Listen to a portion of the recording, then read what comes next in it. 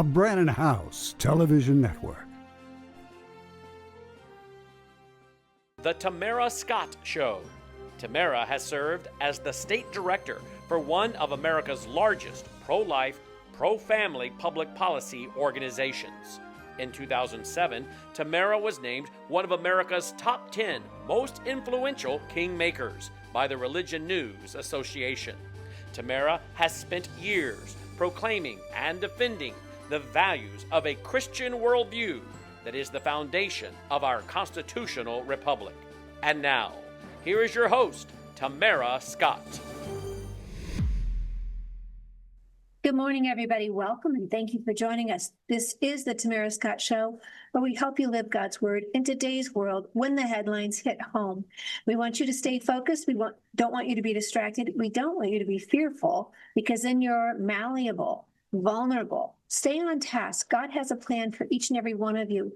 Don't let all the headlines throw you off track, but do be aware of them so you know best how to pray, best how to strategize, best how to protect your family. Today's primary day in a host of states, I think 6 states across the nation. I'll briefly just discuss that in the headlines, but let me tell you who our guest is. Daniel Greenfield is joining us. If you've watched this show, you know Daniel Greenfield is an authoritarian on so many topics. And we use that term sometimes not in a very positive way. I'm telling you, he's an investigative journalist with just a background and a wealth of knowledge. And I am so excited to have him today. We're going to get right to him. But first, Thomas, if you can you go to the link I sent you on my own Facebook page, the Tamara Scott Show Facebook page? And I'll just try and find it myself so I can read to everybody what it is that I'm wanting you to realize. And so here we are. Primaries in, let me see, I think it is, I'm probably going to mix some. California, Montana, New Mexico, New Jersey, South Dakota, Iowa. I think I got them all. All right. So here's what I said to our folks, because of course, last minute things, right? We used to call it gotcha surprises. Now it's last minute endorsements. And in my own states, there's been a lot of panic, telling people to go bit behind one candidate and we must do this to stop another candidate. You know what? Panic is not from the Holy Spirit. The Holy Spirit is calming. It is thoughtful, is methodical. So here's what I wrote today. I'm just going to tell you this. And I've been saying this for months, by the way, for when I've spoken to groups since January. Primaries are the voters' opportunity to vote the candidate they think would be the best leader. The last few decades, people have sadly let pundits, consultants, endorsements, and outside money fool them into thinking that someone else, or worse, some out-of-state interest, knows better. Do your own research, pray it through, weigh it through, and decide for yourself who you trust to best lead. Principle, not panic, should be your guide. You determine who is viable by your vote. Don't allow anyone to rob you of your voice. And that's last line to me, to you, is what I want you to hear. You, the voter, determines who is viable. Don't let somebody else tell you another candidate is not viable for whatever reason, unless there's something that you discern in your spirit. Can't raise the money, can't resonate, can't build a coalition, then yes, you have to listen to that. But don't just listen to these pundits, consultants, who will sell themselves out for $1 or a promise. You need to weigh it out, pray it out. All right, joining me, and that's all I'm going to say. Joining me, Daniel Greenfield is a Shillman journalist, fellow at the David Horowitz Freedom Center. He's an investigative journalist, a writer focusing on the radical left and Islamic terrorism. He became CEO of the David Horowitz Freedom Center in 2025. Daniel Greenfield, thank you for joining me today. As always, it's my pleasure to be here. We love having you on this show. And when I can have you on, then I find myself doing a bunch of homework. And I'll tell you what, Daniel, gosh, where do we start? There's so much here. I had sent you out a couple of questions about other topics, but you're right. Maybe we need to focus right here in America. Let's start here. Let's start just recently. We just came through Memorial Day. We won't spend a lot of time on this one, but Minneapolis, Minnesota is still trying to put George Floyd in a place of prominence rather than our own soldiers and those in uniform who died for this country over Memorial Day. Take us through that. It's complete madness. All these years later, the area around where George Floyd had his overdose is a wreck. It's destroyed the neighborhood. It's a place where people who are on drugs go to get overdoses. Businesses have been burned out. The community is damaged, and every time they go to the community, people there say, we need to get back to normal. Instead, politicians, and these are white liberal politicians, people like the mayor, like the governor, Tim Walz, come down there. They came down on Memorial Day and talked about, of course, all the usual Black Lives Matter stuff, except they're not listening to the actual members of the community. And they're talking about how to redevelop the site into something rather than saying this was all a horrendous tragedy. We need to step away. We need to rethink what we did. People need to, have a reckoning for the kind of violence and destruction that happened at the time. Instead, what's happening there is they're talking about building a so-called People's Way project, a way to commemorate the whole site. And they've got multiple organizations, of course, battling over millions of dollars in redevelopment. They're talking about having a gift shop and a rooftop bar and a restaurant and a cafe for all these people, social justice tourists coming to take in what, the great legacy of the George Floyd, the BLM riots. Instead of saying to the community, we need to get back to normal, their message is we're going to spend millions of dollars in taxpayer money to create some sort of shrine to a man who was, frankly, a violent criminal before he died. And you said in one of your articles that Mayor Jacob Frey and Governor Tim Walz decided that the best way to honor our fallen soldiers was to pay tribute to George Floyd, who heroically stormed a pregnant woman's home, robbed her at gunpoint, and later died of a drug overdose after resisting arrest, leading to a nationwide race riots. I think that's probably the best succinct paragraph. The Democrats are really not remotely sincere about honoring our soldiers, honoring our veterans, honoring our fallen. The fact that they chose Memorial Day, the whole Minnesota Democratic Party focused on George Floyd for Memorial Day really says it all. In Maine, they're trying to nominate a guy who has talked about how much contempt he has for other soldiers. This is becoming systemic. These people really hate the military. They consider criminals to be heroes. Yeah, we will talk more about some of those other states as well, but you just hit something, and this is what I want our voters to understand. When we hear America first, it starts in your states. It starts with you in your local elections. And if you have candidates who are willing to ignore the Constitution, the limitations of government in the Constitution, the protections of your rights in the Constitution, for any small thing, any reason, and I've talked on this show about one of our own candidates here in the state wanting to give $100,000 to Iowans to move back to the state. Not constitutional, not the purview of a governor, not a good idea. Anyway, I'm just going to say, if you've got someone willing to overstep the Constitution, you're headed down the wrong track. They won't protect it in these other instances we're talking about. All right, so thank you for writing about this. Let me tell our voters, our viewers and our voters both today, these are all available at your website, danielgreenfield.org, danielgreenfield.org. It also goes to your Substack, which, Thomas, if you can just go to that Substack page, I want people to see the page because there is a host of articles there.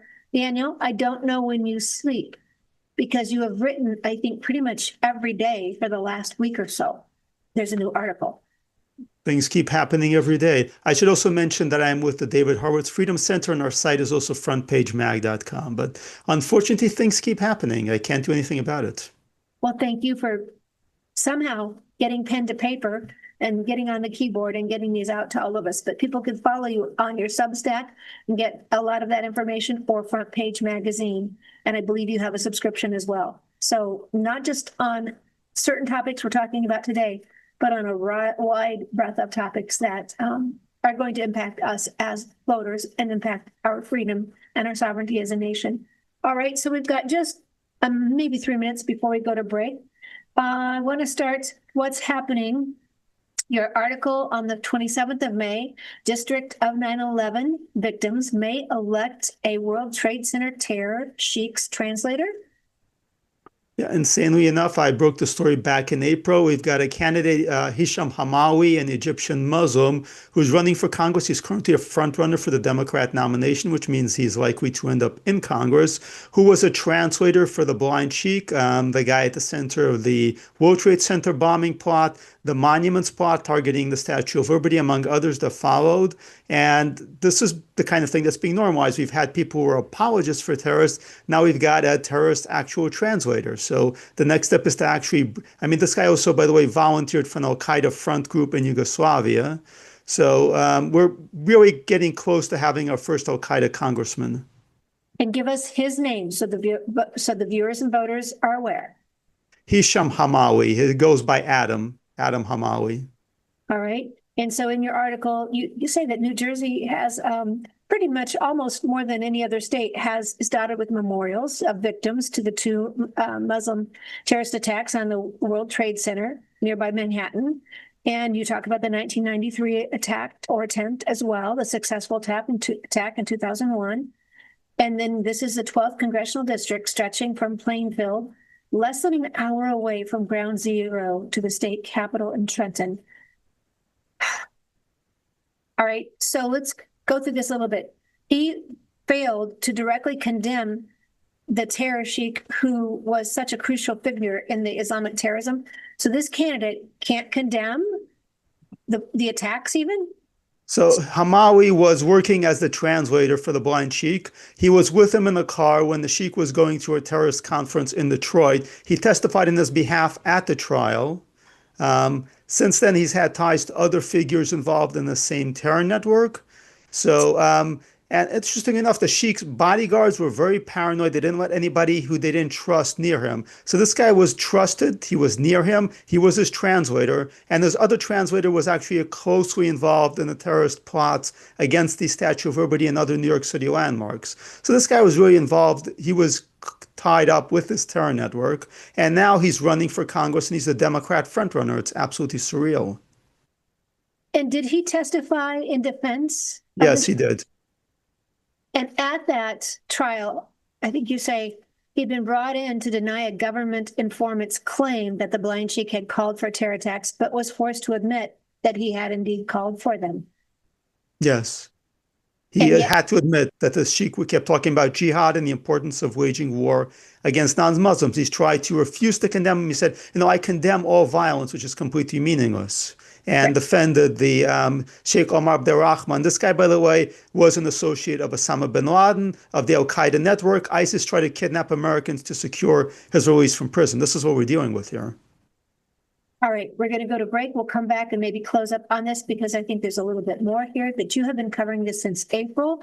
Thank you for bringing it to our attention.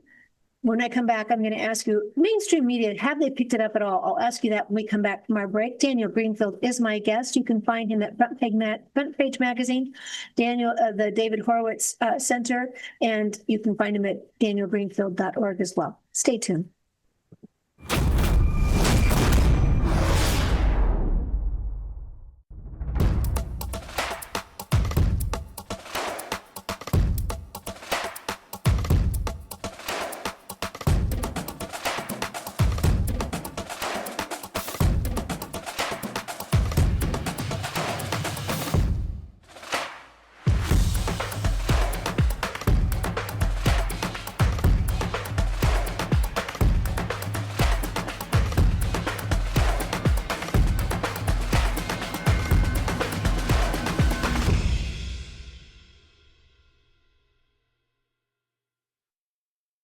I need to tell you about our Bella Grace. The slender little sachet has the elixir with the collagen, astaxanthin, and cat's claw.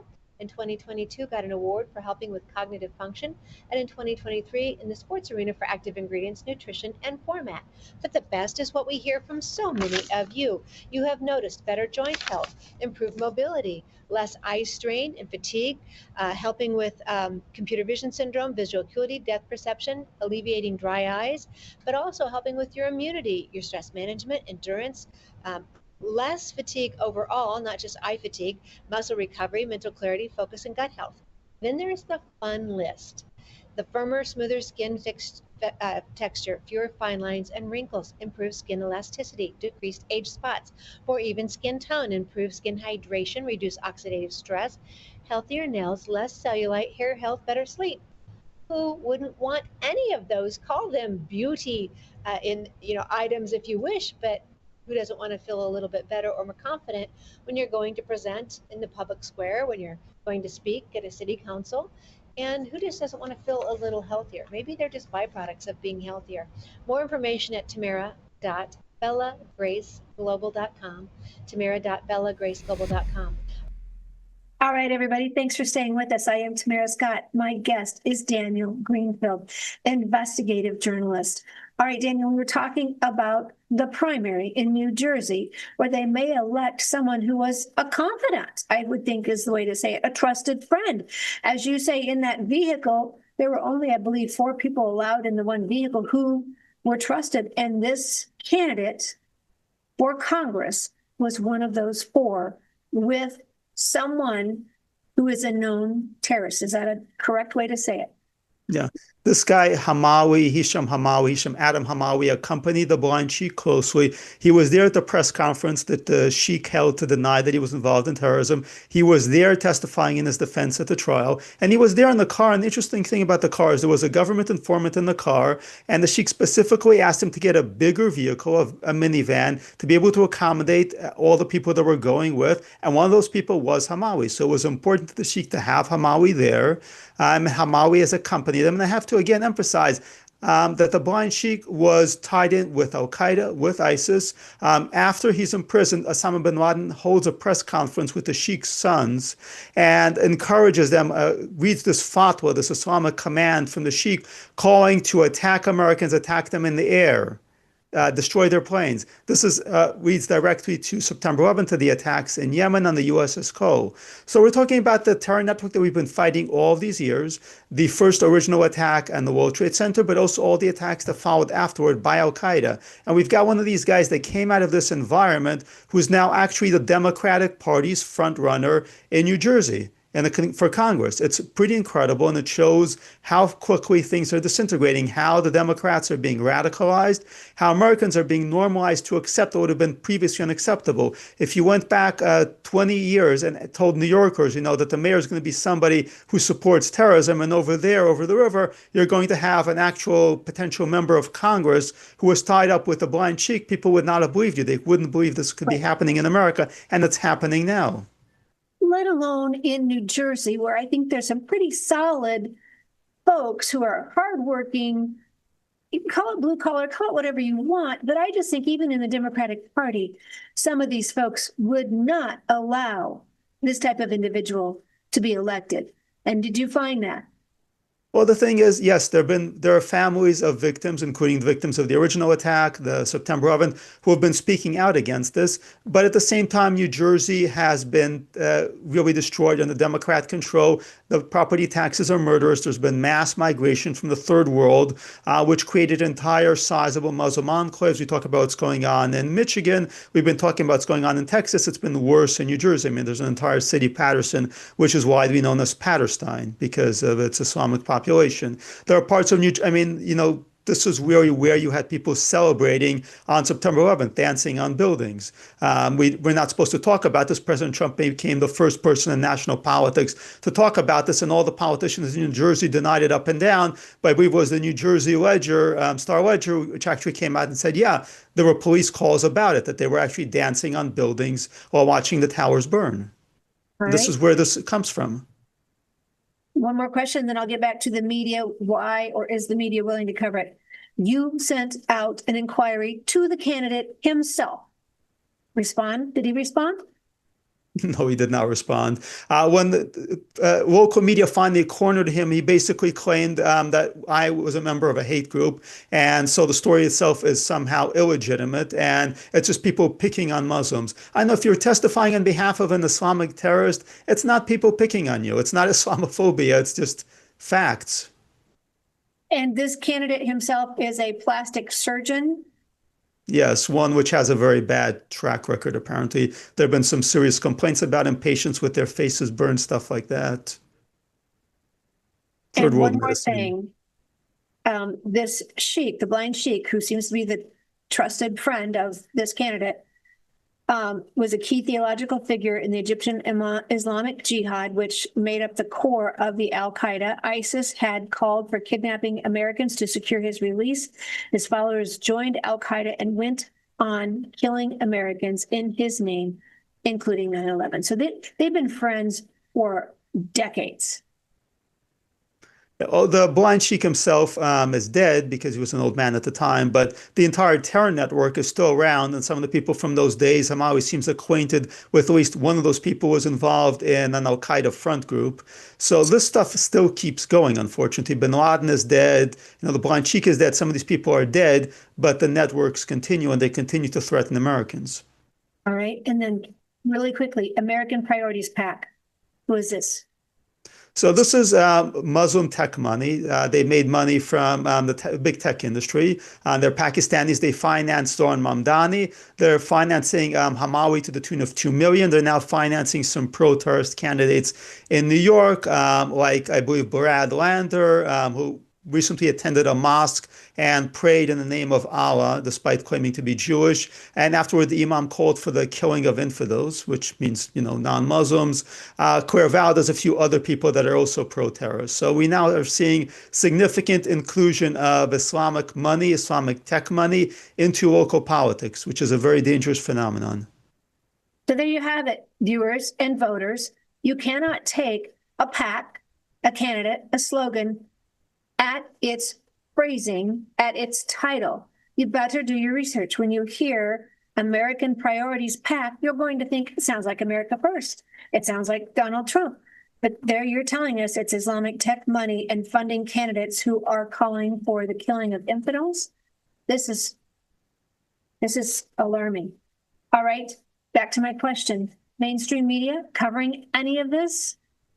So finally, a few days before the primaries, the New York Times ran an article about Hamawi. Of course, it was more of a cover-up and claimed that critics were just trying to bring this stuff up from the past, which absolutely does not matter. When I broke the story back in April, I spent a lot of time trying to interest anybody in the media to cover it.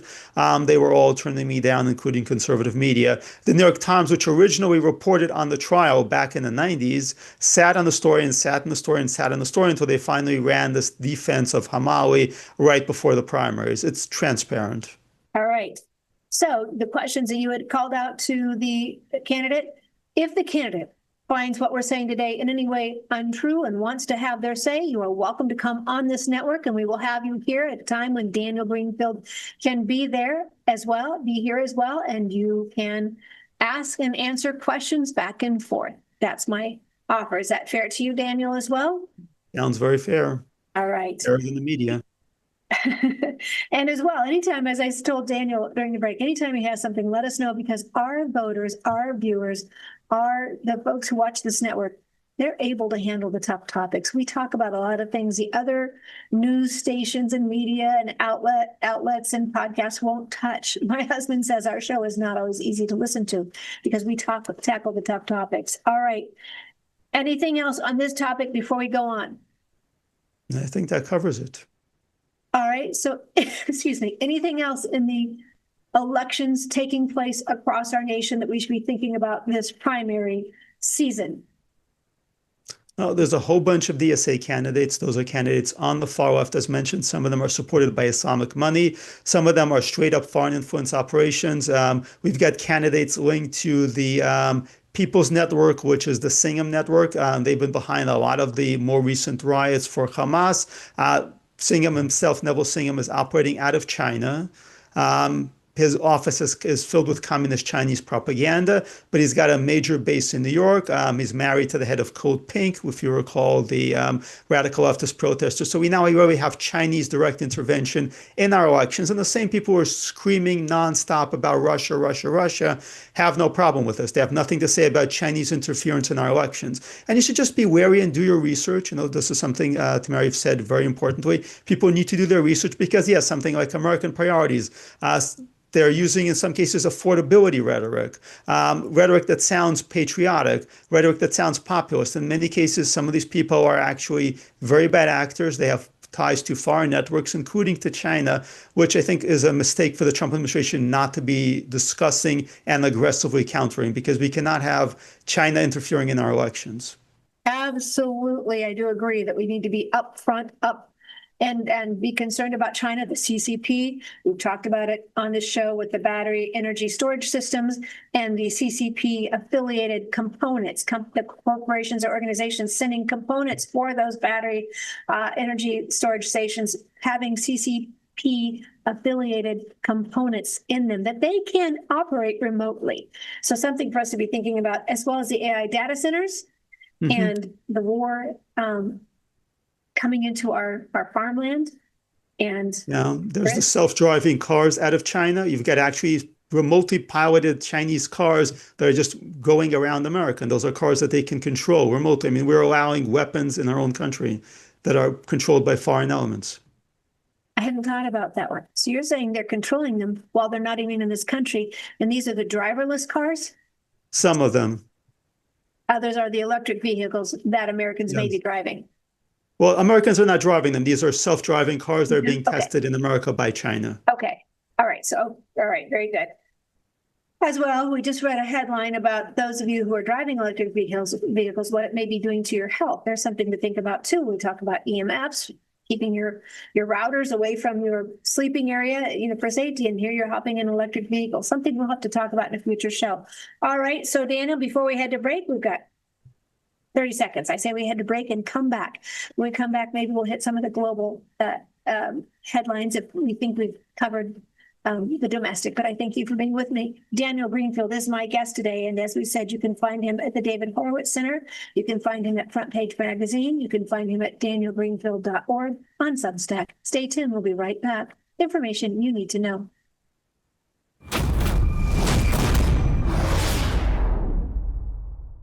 Do you like drinking toxins that could cause cancer, inflammation, and all kinds of other autoimmune diseases? Of course you don't. Well, much of our water in America is full of toxins. That's a proven fact. WorldviewWater.net. WorldviewWater.net is your solution so that you can drink good, clean water. In fact, I give it to all my 3 fur babies, all my 3 dogs. I have one under my kitchen sink, one of these filters, as well as on my shower. WorldviewWater.net.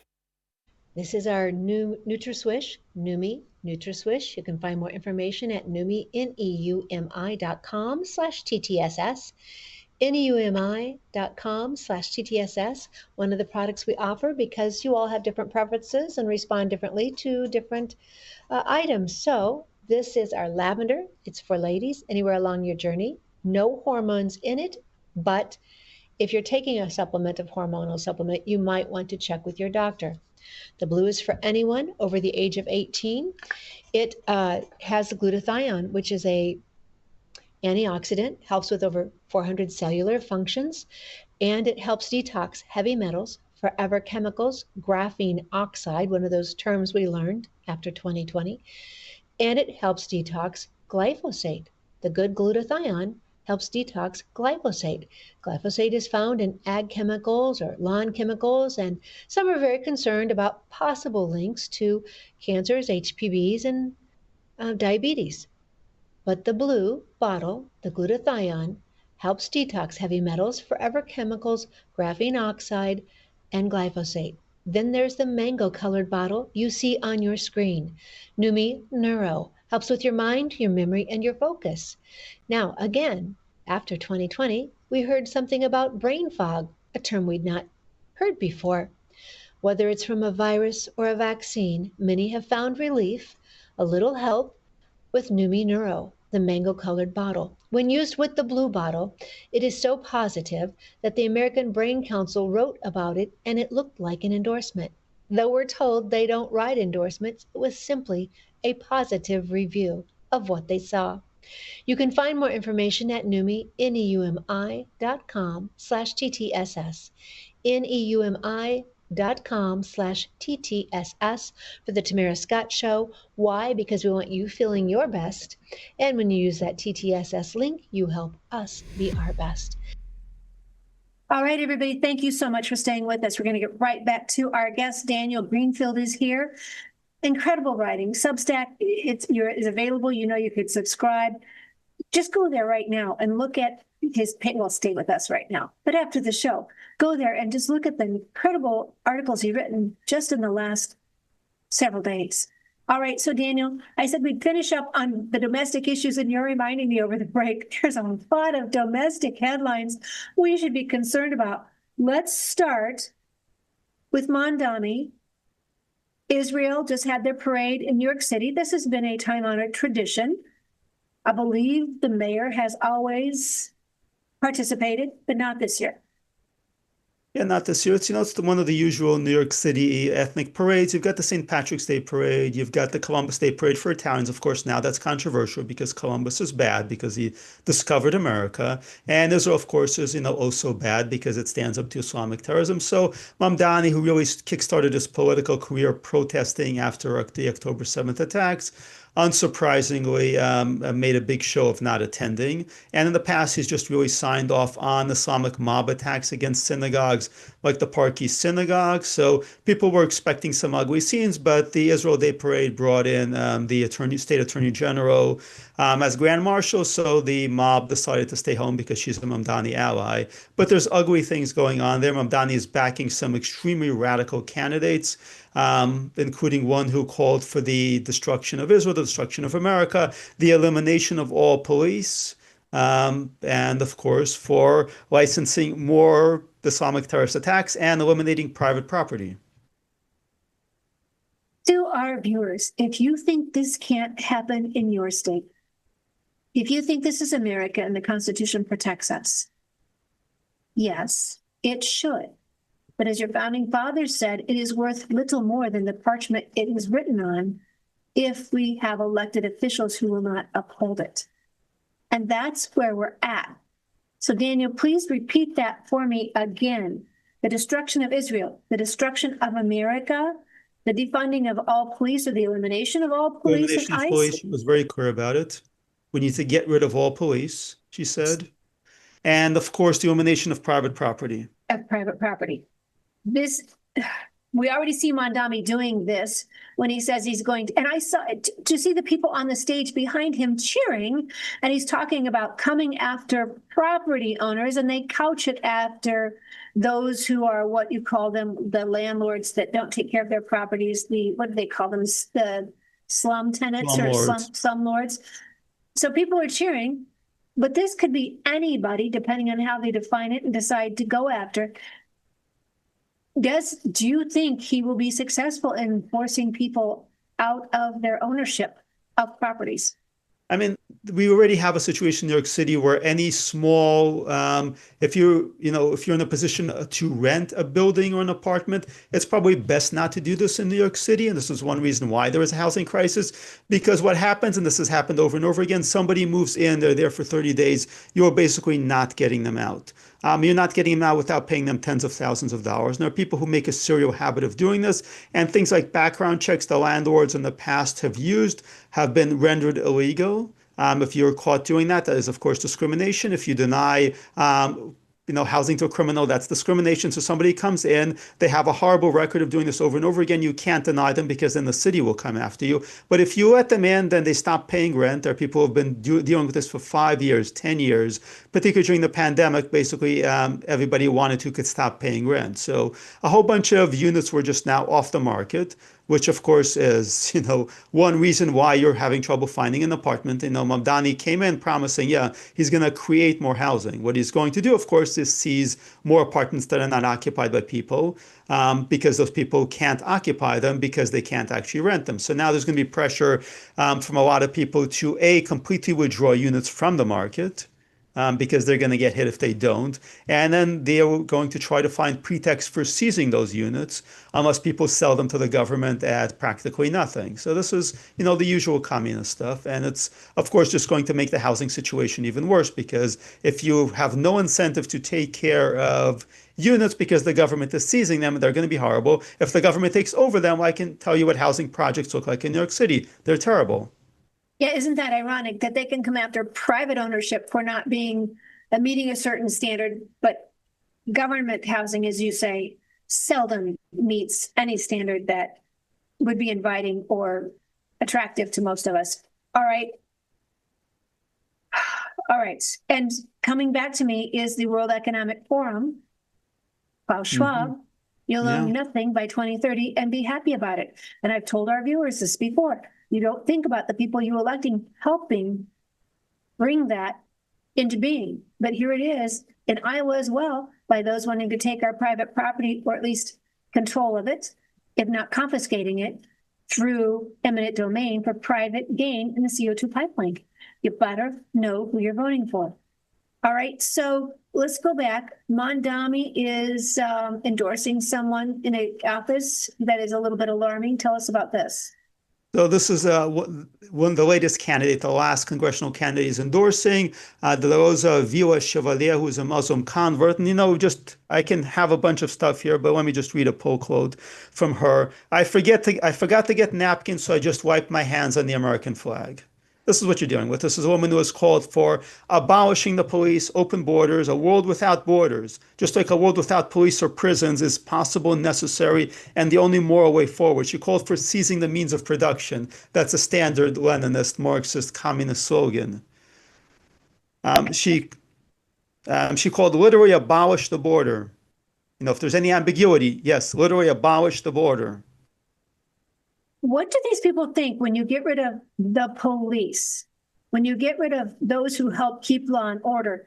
Why do they must know better, Daniel. They know that not everybody's just going to get along and sing kumbaya. They know better. So what are they wanting? Of course they know.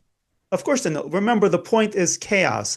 Lenin had a saying, which is the worse, the better. Remember, they're not going to get rid of the police. What they're going to get rid of is any kind of law enforcement that prevents crimes, property crimes against you. They're going to create misery and chaos. They themselves are going to have protection. They're going to have armed protection, just as is always the case. You know, recently they had this whole big thing in Colorado where they attacked the governor, Powis, for releasing Tina Peters.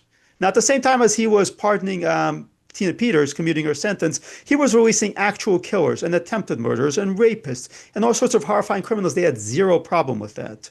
They did not have a problem with releasing murderers, including a guy who was an attempted cop killer. They had a problem with releasing Tina Peters. So they're going to have a system, a punitive system, one that is going to have armed men take you away because you believe the wrong things. They're going to have a system in which there are going to be prisons. They're just not going to be prisons that are going to punish criminal behavior. They're going to punish strictly political crimes. They're going to have methods of enforcement. There will be mob violence. Eventually, the mobs, just like in China and Russia, if they take over, will become the police. They'll become the secret police, they'll become the military, they'll become the armed police. That is the plan here. I'm going to ask you a question. I don't know your answer. Attorneys say never ask a question you don't know the answer to in court. I haven't talked to you about this, and I'm still investigating it myself. But I feel like as we talked about this American Priorities Pact, all of this big money that's coming into these elections, I know we've talked about election integrity on this show. It is an issue. But I feel like that the out-of-state, out-of-country money that could be coming into these elections, funneling into small rural elections in Iowa even, and making them quite costly. To me, this is a huge concern, and possibly how we're getting some of these folks in office that wouldn't otherwise be able to obtain the vote, even in a Democrat area. To me, is it Citizens United? Is it the McCain-Feingold? How do we get some of this money out of politics, and is it possible? This is a controversial view among conservatives, but I never thought Citizens United was credible. Money is not speech. You know, a cop stops you on the highway and you slip him a $100 bill, you can't claim that speech. It's not speech, it's bribery. Now, the argument the other way is that the left has built a machine that is not as dependent on money, and that's a problem. They have NGOs that are funded by taxpayer money that do all the work for them. And until we get those nonprofits out, including things like the teachers' unions, then obviously there is a need for a counterbalance. And in the past, some conservatives try to write laws that will get all the big money out of politics. And of course, Democrats do not want that. They want to go on about PACs that are being run by conservatives or Republicans. They don't want to touch their own organizations. I think we do urgently need to get money out of politics. This kind of big money, we're seeing elections that are going into the billions and eventually will be the trillions. And you know, when people put that amount of money into politics, they're expecting something back. That's just the reality of it. We need to end this. We need to end money in politics because it is just legalized bribery. The how is a bit more complicated, though. Right. And I have less problem with individuals giving And I know when corporates were allowed to give corporations, it did help us a little bit with the unions that we were always combating against. But somehow we have to get control of this again. I'm not sure what the solution is, but I think we should be talking about it. All right, this reminds me, I want to come back. The UN, the EU giving money to, is it the Taliban? Somehow making alliances with the Taliban. They've now invited, who was it, to Brussels? So one of the big stories that I broke back in the day was that how the Biden administration was funneling sizable amounts of money to the Taliban. They were doing it by having USAID move money through the UN. The UN sent it to various NGOs operating in Afghanistan, and they moved the money into a Taliban bank. So the Trump administration cut off most of that money. The European Union, however, is still doing it. And what's going on with the EU there is that you have mass migration from Afghanistan into Europe. So they're having these dealings with the Taliban where they give them foreign aid. And in return, the Taliban is supposed to take back some of the Afghans. Of course, what the Taliban do is they take back 100 Afghans and they send 1,000 more. Because, once you give into blackmail, it just gets worse. So in one of the more bizarre scenes, one day the EU began sanctioning Israelis. The next day, they invited the Taliban to come to Brussels and have their talks and negotiations with them. By the way, this is a society, the Taliban, where 8-year-old girls are being sold into so-called marriage. This is a society that now bans women from speaking outside the home. And the European Union claims to be very feminist, but at the same time, they're only sending men as emissaries to the Taliban. So this whole thing is a grim, ugly farce. It's a surrender once again to Islamic terrorism. And it's a very good thing that the Trump administration has stopped sending money to these people. The media does regularly these articles. The people are starving in Afghanistan. They're starving. They need money. And as I say over and over again, that money is not going to starving people. It is going to the Taliban. It is going to terrorists. Al-Qaeda is back in Afghanistan. The Taliban are hosting them. The foreign aid you send to them is money that is going to come back and kill Americans, just as it did in Yemen. Remind me what the name of the article is that you talk about the EU sending money over to the Taliban. What was the title of that article? The EU sanctions Israel, welcomes Taliban. Okay. And it's quite sizable amounts, by the way. I don't know if you can remember the amounts, but it's quite sizable. Yeah, one of the more interesting parts of that foreign aid was actually Sharia compliant loans. It's not just that we're sending them money, we have to send them millions and millions of dollars that are Sharia compliant. Which means no interest, correct? It means no interest. It means this money has to go through various Islamic religious sanction, which means these same terrorists once again take a bigger bite of this apple. Got to go to our third break. We will be right back with Daniel Greenfield talking about more what is happening at home and abroad and what we need to be aware of. And I thank each of you for following along, for watching. As I said, we have full-on adult conversations, full-on sentences, complete sentences, full-on paragraphs.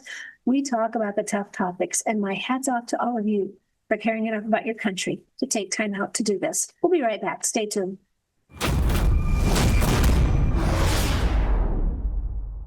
Friends, this is Brandon Howes. For more than a year now, I've been teaching through the book of Revelation, and the response from you has been overwhelming. You've asked me again and again, when are you going to put this study in print? We want to mark it up. We want to share it with our families. Well, it's here. My brand new 2-volume commentary on the book of Revelation, verse by verse, chapter by chapter. This is not a watered down, allegorized replacement theology approach to Revelation. This is a literal, grammatical, historical study, the way the Lord intended his word to be read. And I connect the prophecy of Revelation to the headlines you're watching unfold right now, the rise of global government and the convergence of end-time events the Lord Jesus warned us about. Folks, we are living in serious days, and there has never been a more important time to understand what God has told us about what is coming. Get your 2-volume Revelation commentary today at worldviewstore.com. That's worldviewstore.com. To our viewers, we tell you about Frequency.com. We offer a variety of products. We don't expect you to take them all. We know you all have different ways you respond to various ingredients and preferences that you might like better than others.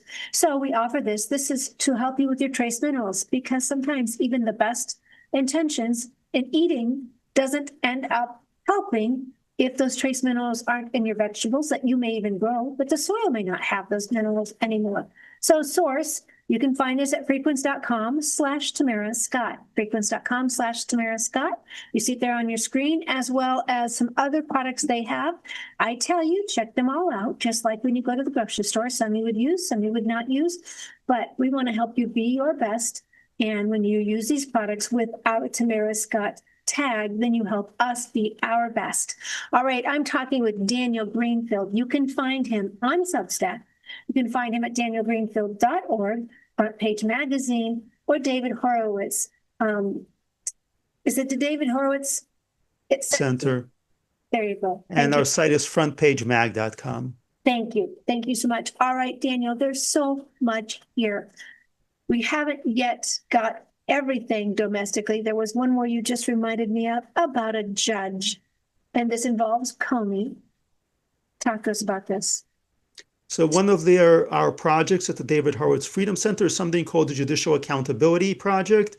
I was just actually talking to members of Congress a few weeks ago and urging them for Congress to actually bring in judges, hold them accountable, when judges violate their ethics codes, when they engage in illegal behavior, abuses of their power, conflicts of interest. Actually, Congress has a job to bring them in, hold hearings, hold them accountable. So that's one of the projects we've been doing. We've been tracking abuses by various judges, and but there's always new abuses coming up, and this is a new one, unfortunately. Judge Randall Moss, who was an Obama appointee, decided that waving a banner calling for the killing of President Trump on the National Mall was completely fine. There was this banner, 8647, which is slang meaning kill President Trump, and the judge insisted that there's no problem there. It really doesn't mean to kill him, and you can do it. So I'm just comparing this with the treatment that anybody critical of Obama got. You recall there was this rodeo clown in Kansas City, I believe, and this rodeo clown put on an Obama mask and the bull chased him around. And he could have done this for any president, any politician, but there were immediate condemnations. The NAACP called the mandate a federal probe. You had people from the DOJ, the Community Relations Service, which was Obama's means of enabling race riots, come down there. There was another case where there was an outhouse float with a guy sitting on it that had a picture of Obama.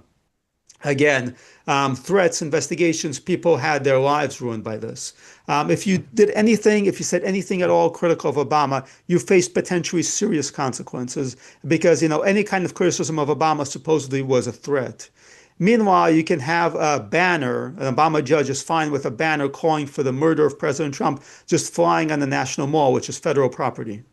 By a former cabinet member who absolutely knows the risk to elected officials. He absolutely knows, I would say, the taglines or street slang that would have anything to do with harming someone. I don't buy for a minute that he didn't have knowledge of what that meant, whether he indeed put those shelves in that pattern or just came across them on the shore. To post it says quite a bit, and there was no disclaimer on there about any violence. So that would be my opinion, but I just can't, I have a hard time that someone in his line of work did not think about the potential harm that would cause. As, by the way, Biden is another situation. I just did a quick search. I remembered it. Craig Robertson, the Utah man who the FBI special agent shot and killed while attempting to arrest him for allegedly making threats against President Joe Biden, confronted Provo police in 2018 with the AR-15. Okay, so that one might be a little bit different one, but they came in to someone's house or apartment over post on social media, and that gentleman ended up getting shot, if I remember correctly. So I don't know if it's the same one or not. This would be during the Biden presidency. To your point, Daniel, it's pretty, it seems pretty, what's the word I'm looking for? Subjective. Yeah.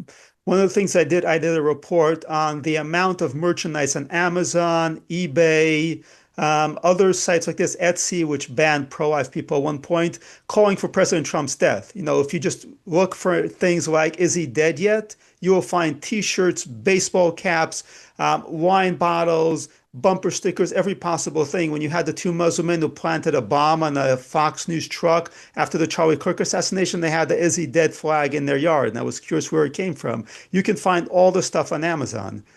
So you actually we're literally awash in merchandise made in China calling for President Trump's murder. But if you say anything about Obama or Biden or any Democrat, Sarah Palin has been repeatedly libeled over the bullseye map. But the Democrats, of course, their violence is speech.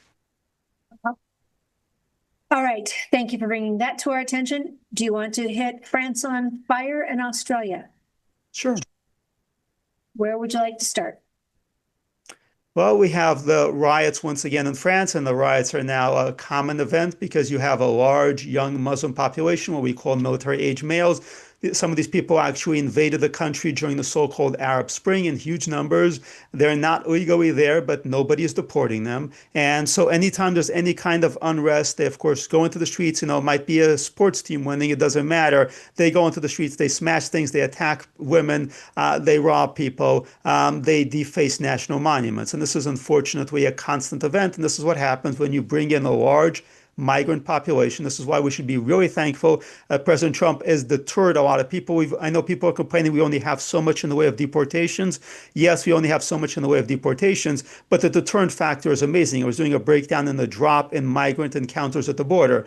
Whatever deportations have not happened, we had 2 million people coming in a year under Biden. It's now in the tens of thousands. So all these people have gotten the message, and all the hysterical President Trump is just Hitler 2.0 stuff that's been going around. The migrants have gotten the message. They are not coming. They understand that they will not be treated kindly anymore. They're not going to be given a free pass and a whole lot of money from all these refugee resettlement NGOs. They're afraid what's going to happen to them, and that is exactly as it should be. And we've learned on our show, talking about Medicaid fraud, that some of these folks coming in illegally were told to get themselves to states like Minnesota, get themselves to states where it would be easier for them to commit fraud or to receive funds from taxpayer programs. All right, Australia. So Australia has had a major problem with Muslim mass migration from places like Pakistan, Indonesia. They've also had a problem with Islamic terrorism. Particularly the Bondi Beach massacre, which was, a mass murder at the beach during a Hanukkah party. Not all the people who were killed in this attack were Jewish. In response, of course, the government said, we're going to take away even more guns because, that's the solution to all the problems of Islamic terrorism. Anyway, there's a One Nation Party, which is a conservative, patriotic, anti-mass migration party run by a lady named Pauline Hanson. She was started out in a fish and chip shop. She worked her way up. She's now in the Australian Senate, and her party increasingly is in the Senate. It's actually polling very highly because people increasingly are getting sick and tired of this. They're sick and tired of the lies. They're sick and tired of the Albanese government, which is right now bringing ISIS members to Australia. This is partly on us because we decided, there were people in this administration, unfortunately, decided that we need to break up all the camps where ISIS members were being held in Syria and Iraq. And so we need to bring them around the world, which is insane. We've brought some of them to America, and Australia has brought a number of them back. And the government is putting them up in hotels at taxpayer expense. And a lot of the public is just very sick and disgusted with it. And she's been very strong in her stance, hasn't she? Yes, she has. She's been very unapologetic. She's been clear about what Islam means, and she's been condemned for it in the Australian Senate. Penny Wong, who's an immigrant foreign minister, went ahead and pushed for sanctions for her. Another Muslim politician who had, celebrated terrorism, claimed that this was really threatening to me. But Australians are not listening to it. They're actually electing One Nation members, which could potentially be a game changer in Australia because Australia has been suffering from Islamic colonialism and terrorism for quite a while now. Daniel Greenfield, thank you for joining us today. Thank you for the writing that you do that helps all of us. You collect the facts, you do the research, you do the digging, investigative work, and then you put it on the page for us to have an easy read with our morning coffee. Thank you. Anything before you head out to our viewers? Thank you.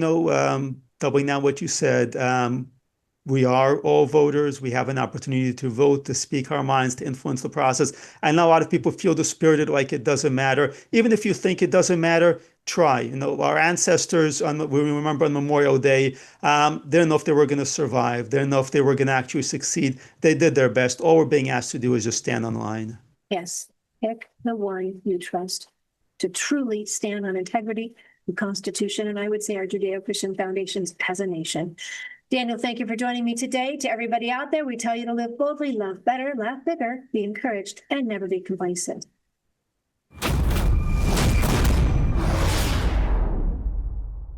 3 years ago, the United States was stunned by an announcement from war-torn Korea.